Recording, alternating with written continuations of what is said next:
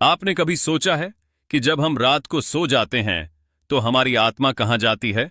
जब हमारी आंखें बंद हो जाती हैं, शरीर बिस्तर पर शांत पड़ा रहता है, हमारे आसपास की दुनिया से हमारा संपर्क टूट जाता है और हम सपनों की एक अलग दुनिया में चले जाते हैं। तब आखिर हमारे भीतर क्या हो रहा होता है?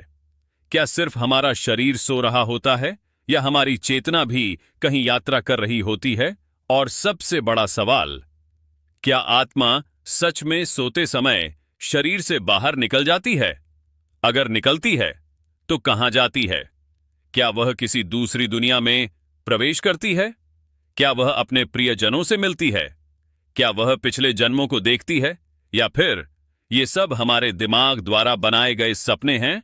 आज हम इसी रहस्य को समझने की कोशिश करेंगे। लेकिन एक बात शुरुआत में साफ कर देना जरूरी है। आत्मा के सोते समय शरीर से बाहर निकलने का कोई निर्णायक वैज्ञानिक प्रमाण मौजूद नहीं है। इसलिए जो बातें हम आगे करेंगे उनमें कुछ वैज्ञानिक दृष्टिकोण होंगे, कुछ भारतीय आध्यात्मिक मान्यताएं होंगी और कुछ ऐसे सवाल होंगे जिनका जवाब आज भी इंसान खोज रहा है। तो चलिए शुरुआत करते हैं नींद से। जब हम रात को बिस्तर पर लेटते हैं तो हमारा शरीर धीरे धीरे आराम की अवस्था में जाने लगता है।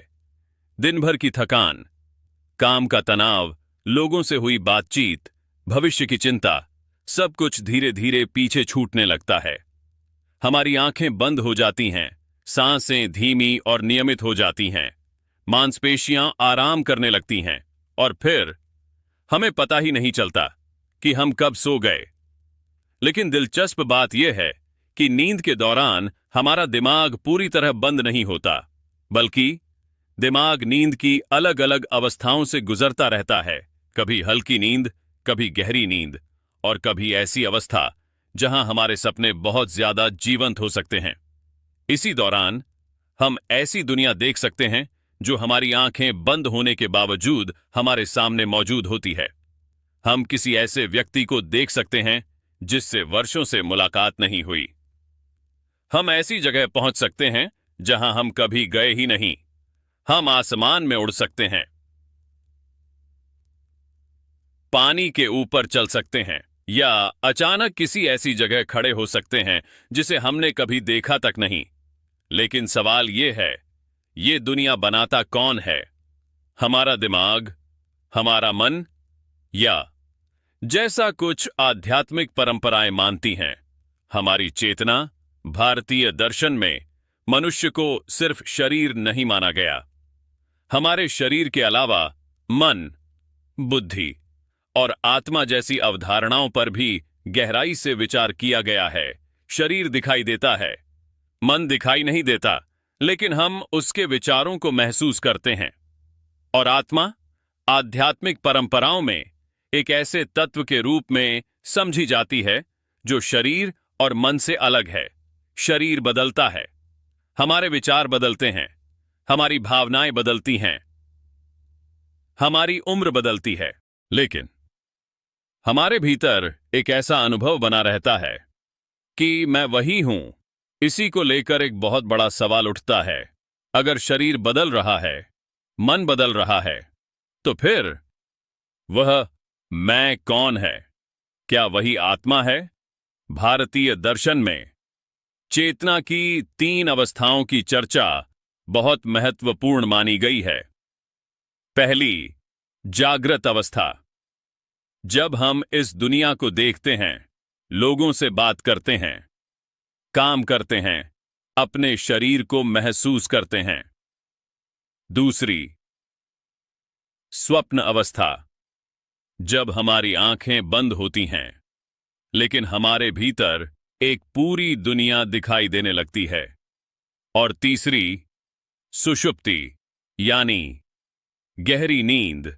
इस अवस्था में न तो हमें बाहर की दुनिया का पता होता है और न ही सपनों की स्पष्ट याद रहती है, लेकिन सुबह उठकर हम एक बात जरूर कहते हैं, आज तो बहुत गहरी नींद आई। अब सोचिए, अगर गहरी नींद में हमें कुछ भी याद नहीं था, तो हमें कैसे पता चला कि हमने गहरी नींद ली यही सवाल हजारों वर्षों से दार्शनिकों को सोचने पर मजबूर करता रहा है। अब आते हैं सपनों पर। कई लोगों का मानना है कि सपने सिर्फ सपने नहीं होते। कुछ आध्यात्मिक मान्यताओं के अनुसार सपने चेतना की एक ऐसी अवस्था हो सकते हैं जहां इंसान भौतिक दुनिया की सीमाओं से अलग अनुभव करता है। कुछ लोग इसे सूक्ष्म यात्रा से जोड़ते हैं। कई लोगों ने ऐसे अनुभवों के बारे में बताया है जिसमें उन्हें लगा कि वे अपने शरीर से बाहर निकल गए हैं। उन्हें अपना शरीर नीचे दिखाई दे रहा था। उन्हें ऐसा लग रहा था जैसे वे हवा में तैर रहे हों, कभी किसी रोशनी की ओर जा रहे हों और कभी किसी दूसरी जगह पहुंच गए हों। लेकिन क्या इसका मतलब सच में आत्मा शरीर से बाहर निकल गई थी? वैज्ञानिक दृष्टिकोण इसे प्रमाणित नहीं करता। विज्ञान के अनुसार ऐसे अनुभव नींद की विशेष अवस्थाओं, मस्तिष्क की गतिविधियों और शरीर की स्थिति को लेकर मस्तिष्क की धारणा में बदलाव से जुड़े हो सकते हैं। इसलिए ऐसे अनुभव वास्तविक महसूस जरूर हो सकते हैं, लेकिन उन्हें आत्मा के शरीर से बाहर निकलने का प्रमाण नहीं कहा जा सकता। एक और अनुभव है, यानी नींद का लकवा। कभी कभी ऐसा होता है कि इंसान को लगता है कि वह जाग चुका है, उसे अपना कमरा दिखाई दे रहा होता है, लेकिन उसका शरीर हिल नहीं रहा होता, वह बोल नहीं पाता और कभी कभी उसे ऐसा भी महसूस होता है कि कमरे में कोई और मौजूद है। यह अनुभव इतना वास्तविक लग सकता है कि व्यक्ति डर जाता है। कुछ लोग इसे भूत, आत्मा या किसी अदृश्य शक्ति से जोड़ देते हैं, लेकिन वैज्ञानिक रूप से नींद और जागने की अवस्थाओं के बीच होने वाली ऐसी घटनाओं को समझाने के लिए कई न्यूरोलॉजिकल और स्लीप रिलेटेड एक्सप्लेनेशंस मौजूद हैं। इसलिए हर असामान्य नींद के अनुभव को अलौकिक घटना मानना जरूरी नहीं है। लेकिन अब सवाल आता है, अगर आत्मा कहीं नहीं जाती तो फिर सपने इतने वास्तविक क्यों लगते हैं? हम सपने में रोते हैं, हंसते हैं, डरते हैं, किसी से प्यार करते हैं, किसी को खोने का दर्द महसूस करते हैं। कभी कभी सपने में कोई ऐसा व्यक्ति हमारे सामने आ जाता है जो इस दुनिया में अब मौजूद नहीं है, और जब हमारी आंख खुलती है तो कुछ पल के लिए हमें यकीन ही नहीं होता कि वह सपना था। ऐसे सपनों को लेकर आध्यात्मिक दुनिया में अलग अलग मान्यताएं हैं। कुछ लोग इन्हें आत्मिक संपर्क मानते हैं, जबकि विज्ञान इन्हें स्मृति, भावनाओं, शोक और मस्तिष्क की प्रोसेसिंग से जोड़कर देखता है। लेकिन चाहे इसकी व्याख्या जो भी हो, एक बात जरूर है, ऐसे सपने इंसान के लिए बेहद भावनात्मक हो सकते हैं। कभी कभी एक सपना हमें वह सांत्वना दे देता है जो जागते हुए शब्दों में नहीं मिलती। अब एक और सवाल, क्या सपने भविष्य बता सकते हैं? कई लोग कहते हैं कि उन्होंने पहले सपना देखा और बाद में वही घटना वास्तविक जीवन में हुई। क्या यह संयोग है या सपना वास्तव में भविष्य की कोई झलक दिखा सकता है? इस बारे में बहुत सारी कहानियां और मान्यताएं मौजूद हैं, लेकिन वैज्ञानिक रूप से सपनों को भविष्यवाणी का प्रमाण मानने के लिए पर्याप्त विश्वसनीय प्रमाण नहीं है। हम बहुत सारे सपने देखते हैं, उनमें से ज्यादातर हमें याद भी नहीं रहते, लेकिन जब कोई सपना वास्तविक घटना से मिलता जुलता दिखाई देता है तो हमारा दिमाग उस समानता को बहुत ज्यादा महत्व देता है। इसलिए ऐसे अनुभव को रहस्यमयी जरूर माना जा सकता है, लेकिन उसे निश्चित रूप से भविष्यवाणी कहना उचित नहीं होगा। अब कल्पना कीजिए, आज रात आप अपने कमरे में सो रहे हैं, सब कुछ शांत है, घड़ी की आवाज आ रही है, बाहर अंधेरा है, आपकी आंखें बंद हैं और कुछ ही मिनटों में आप अपने शरीर की मौजूदगी को भूलने लगते हैं। आपका कमरा गायब हो जाता है, आपका मोबाइल, आपकी नौकरी, आपकी परेशानियां, आपकी पहचान, सब कुछ पीछे छूटने लगता है और फिर आप किसी दूसरी जगह पहुंच जाते हैं।